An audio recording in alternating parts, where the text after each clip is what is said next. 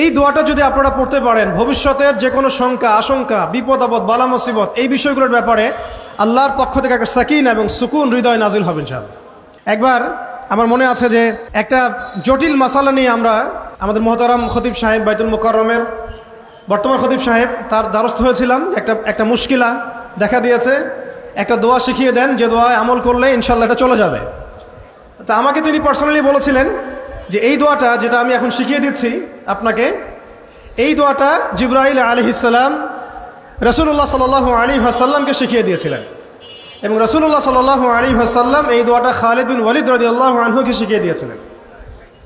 তো শোনার এবং শেখার খুব আগ্রহ ছিল, তা আমি লিখে নিচ্ছিলাম এবং নোট করছিলাম।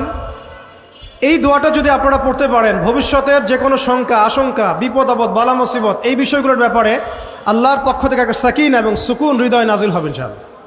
একটু বড়, যেহেতু এখানে তালেবে ইলমগণ অনেক, তারা তো শুনলেই মুখস্থ করতে পারবেন, তাই আমি নোট করে আনছি। এবং জ্ঞান তো লুকিয়ে রেখেও লাভ নাই, প্রচার করলেই লাভ, আপনারা আমল করলে আমি নাকি পাবো ইনশাআল্লাহ।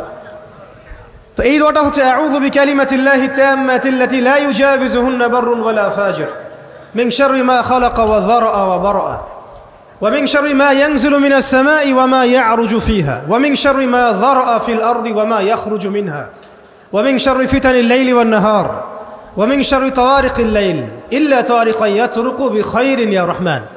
এই দোয়াটার উপর আমল করতে থাকেন, দেখেন ভবিষ্যতের আশঙ্কা দূর হয়ে যাবে ইনশাআল্লাহ। আল্লাহ পাক আমরা সবাইকে 4টা গুণ হাসিল করার তৌফিক দান করেন।